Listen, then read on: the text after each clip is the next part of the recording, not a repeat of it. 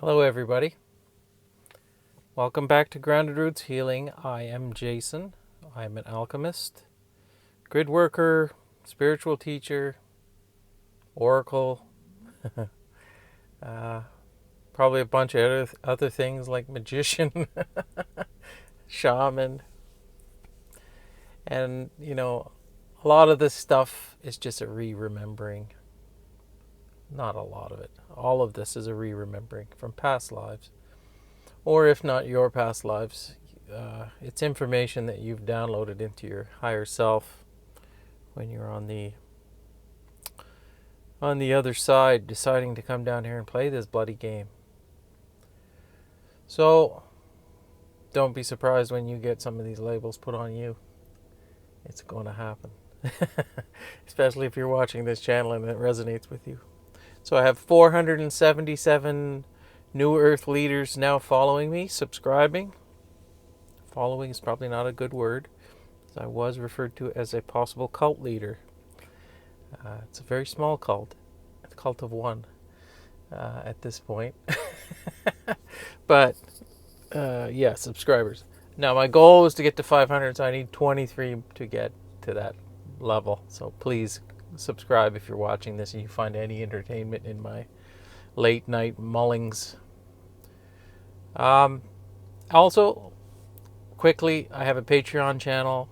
It's linked in the description. Go over there and join me over there. The lowest tier is $10 a month, and I do extra content, stuff you can't get here on YouTube, and I do provide some services as well if you'd like. Today, I want to talk about, tonight, about when it comes time to implement these lessons you've learned into actual practical, tangible tests. I said tests. Steps in your life. But in reality, is they're tests. Freudian slip. So, we get all these lessons. And I'll use myself specifically as an example, of course. So I've been getting lessons on, well, how to behave as a spiritual human in this body, having learned all of these lessons. And then the real trick here is implementing them into your everyday life. This is the actual point of all of this. All of this stuff that's going on and all of these lessons that you've been learning are absolutely useless if you can't use them to live in this world. This is the point. We're not here to escape.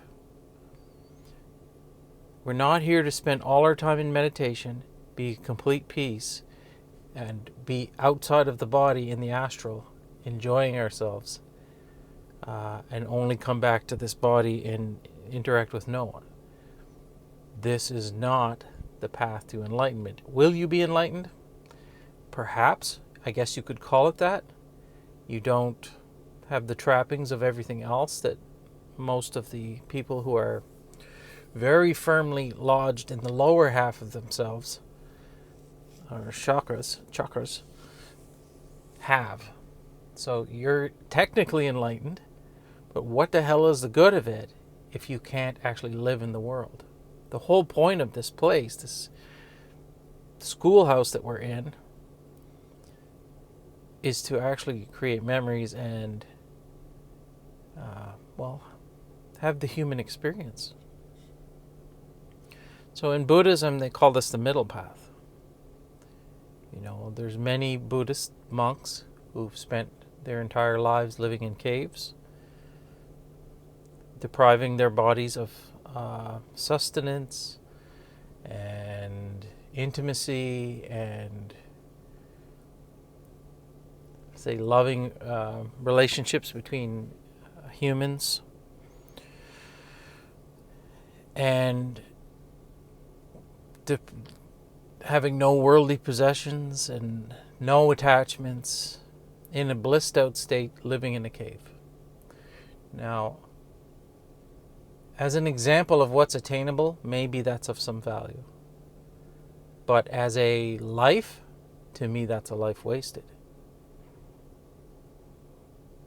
It is. I mean, once you know what's on the other side waiting for us, you get a glimpse of it. It's hard not to want to go back there. I understand this. I have experienced this. This is why I want to get to enlightenment so badly. But also, what the hell is the good of it if you don't have your loved ones with you? If you're not having earthly experiences together? I can't see a point to it. And then the opposite's true. When you're completely lodged in the lower chakras, in lust and, seeking pleasure-seeking behaviors only, and you're not getting any glimpse of the spiritual whatsoever, then what's the point of that life? It's also a life wasted, in my opinion. And I've also gone down that path. For those of you who don't know me, I was an alcoholic for a long time. I've been sober for over a year now. Yay for me. And I would never want to go back to that. For me, it wasn't really pleasure. I guess it's pleasure seeking, but it's more of an escape from pain. So, it's the only way you ever feel any pleasure, when you're in that much pain, I guess. So the concept of the middle path is to have enough wisdom and enlightenment to be able to interact in this 3D world as an enlightened being and carry that and have the experiences of a human, but a much, much different experience than most people have ever gone through. Now, I've had the pleasure of having this happen to me. I had this at the end of 2023 in December. I had a 3-day complete enlightenment phase, let's call it. It happened overnight, just out of the blue. I woke up and I was in full blissed out Christ consciousness. And I understand how much easier life is when you're in that state. The problem being, there's so few people in that state that I appeared crazy. And this is often what happens to people who have this happen to them. They get labeled as, loony. And then they bury it, and they pretend like it never happened, and maybe they even get institutionalized for a period of time. That didn't happen to me, and I ended up coming out of that 3 days of bliss and being right back to my old self. But the profound experience is still with me to this day. I still pine and wait, and cannot wait for the day when I get back to that state of being. It's immensely superior to any other way to exist on this earthly plane. I've never, before that moment, experienced anything close to it. I had a mini awakening, sort of.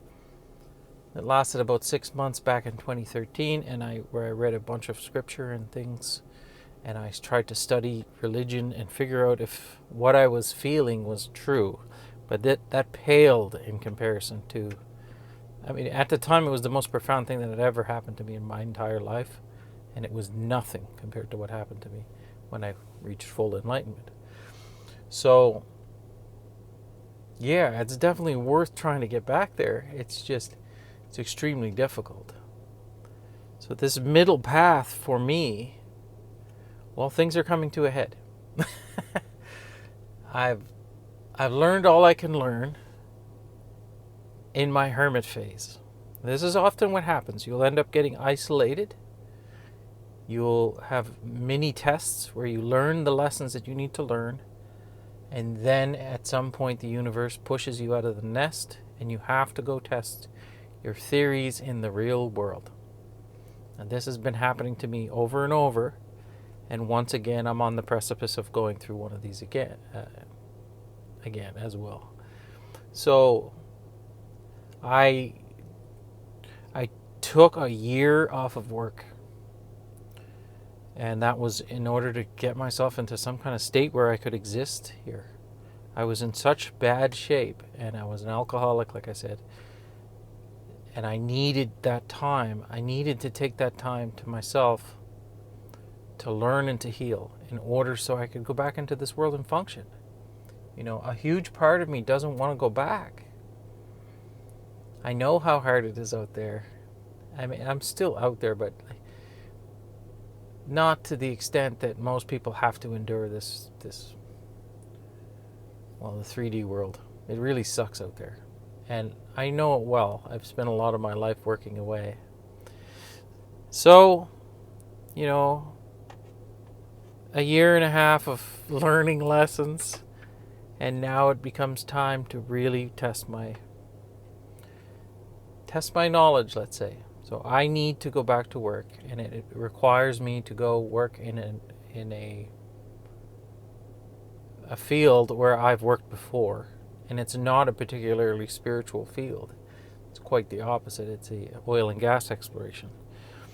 And now I'm going back to do this because I have no choice. Financially, I have no choice. I need to go. I need to make sure that we have enough money to survive, even though I don't want to do it. I don't want to go back to that world that's out there. But if I don't, we're in big trouble. So I have no choice. And this is the universe calling, well, this is a test. This is a real test. Am I going to be able to stay in a happy and positive mindset while I'm by myself in some remote area of northern Canada with people who are not particularly spiritual or enlightened at all? Quite the opposite from my experience of 25 years of doing this. But, you know, people have done much, much harder things. They've held their enlightenment through prison and cruel treatment. And, you know, Gandhi and other such beings who are clearly enlightened humans, they could see past this, and they were able to do it. And when I was in my enlightenment phase, like I've said before, you could have spit in my face and I would not have reacted. No way. I had supreme control, and I was living from a heart-centered reality. So every decision that I made was filtered through here first, through love. So I was able to completely control every reaction that I had. There was no reaction. There was just a conscious being going through the world and always making the right choice. And that was the part that, you know, I'm autistic as well, so I've had trouble controlling my emotional state and being misunderstood and not getting my point across. And it became very frustrating for me in my life, and still is to this day, to be honest. But in that state, it didn't faze me. So it was such a state of peace and relief from the constant battle that I've had my entire life that I felt amazing. Plus all the other experiences, like hearing the voice of God at the kitchen sink, well, him laughing. It's not a hymn, but it did sound like a masculine voice. Other things, amazing things. Because my vibration was so high, I was picking up, let's say, what's right there in front of you.